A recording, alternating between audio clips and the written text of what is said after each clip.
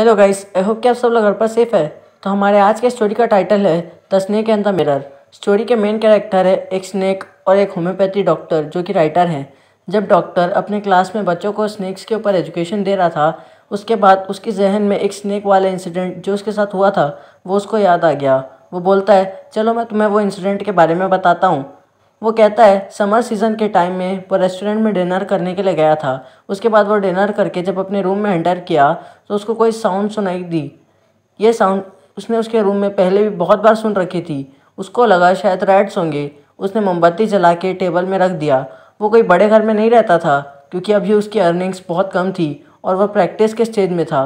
उसके पास at present बहुत कम clothes थे जिसे वो पहनने के लिए यूज़ कर सकता था। उसके बाद सोते टाइम उसने अपने बेड को वॉल्स से अटैच कर लिया और सोने की कोशिश की, बट उसे नींद नहीं आई। उसे अजीब सा फील हो रहा था। वो फ्रेश एयर लेने के लिए बाहर आ गया, बट हवा नहीं चल रही थी। वो फिर से रूम में एंटर करता है और चेयर पे बैठ जाता है और बुक पढ़ने लगता है। उसने टेबल में रख के बुक पढ़ना स्टार्ट किया। इस टेबल में बुक के साथ साथ एक मिरर, लैंप और कॉम्ब रखा हुआ था। उसने मिरर में देखा और अपने चेहरे की तारीफ़ करने लगा। उसको लगता है जैसे वो बहुत ज़्यादा हैंडसम है। उसकी अभी तक मैरिज नहीं हुई थी, पर फिर से उसे एक आवाज़ सुनाई दी। उसने मिरर में देख के कहा, मैं ये डिसाइड करता हूँ कि अब से मैं डेली शेव करूँगा और अपने मौस्टैच को छोटा और पतला रखूँगा।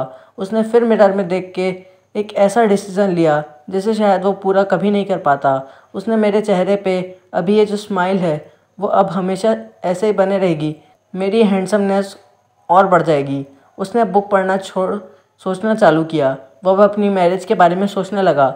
वो सोचता है मेरी शादी एक रिच डॉक्टर लेडी से होगी और वो वेल एजुकेटेड होगी और वो थोड़ी मोटी दिखनी चाहिए ताकि अगर मैं भागने की सोचूं तो वो मुझे पकड़ ना पाए और थक जाए। ये सब सोचने के बाद वो फिर से जाके टेबल चेयर में बैठ गया। उसके बाद उसे एक अनवांटेड बॉम्ब फूटने जैसा साउंड आया। उसने सोचा मैं जाके देख लेता हूँ, पर उसके मुड़ते ही एक स्नेक ऊपर से उसके शोल्डर में आ गिरा। वो काफ़ी डर गया था। उसके पास भागने का कोई मौका नहीं था। उस स्नेक ने उसके पूरे बॉडी को अपना घर मानकर वहाँ बसेरा बना लिया। उसके दिमाग में बहुत कुछ चल रहा था, बट क्योंकि वो कुछ नहीं कर सकता था इसलिए वो वहीं स्टैचू बन के बैठ गया। वो अब भगवान से मदद मांगता है, हे भगवान बचा ले वरना आज जान चले जाएगी। उसकी मौत उसके ऊपर थी। उसके रूम में उस स्नेक से बचने की भी कोई मेडिसिन नहीं थी। उसे ये बात समझ आ गई, वो एक बेकार डॉक्टर है। उसे कुछ नहीं आता, वो कुछ नहीं कर सकता। वो अपनी मुसीबत भूलकर हंसने लगा। स्नेक अब अपने आप को मिरर में देखने लगा। वो स्नेक अपनी ब्यूटी को उस मिरर में देखता है। डॉक्टर को ये नहीं पता चल पा रहा था कि ये स्नेक मेल है या फीमेल। और उसके बाद स्नेक धीरे से कंप्लीट वे में उस मिरर के पास जा पहुंचा। वो फिर से मिरर का मज़ा लेने लगा। उसके बाद राइटर वहाँ से भाग गया और अपने दोस्त के घर जहाँ पहुँचा और उसने वहाँ उस रात मस्त आराम किया और ये डिसाइड किया कि वो अपने घर चेंज कर लेगा। जब वो नेक्स्ट डे अपना बैग कलेक्ट करने के लिए उस घर में वापस आया तो वो शॉक हो गया क्योंकि उसका सब सामान गायब हो चुका था। उसके घर में चोरी हुई थी। तो गाइस, आई होप कि आपको एक्सप्लेनेशन समझ आ गया होगा। अगर आप लोग को वीडियो पसंद आई तो लाइक करो और चैनल पर न तो सब्सक्राइब करो।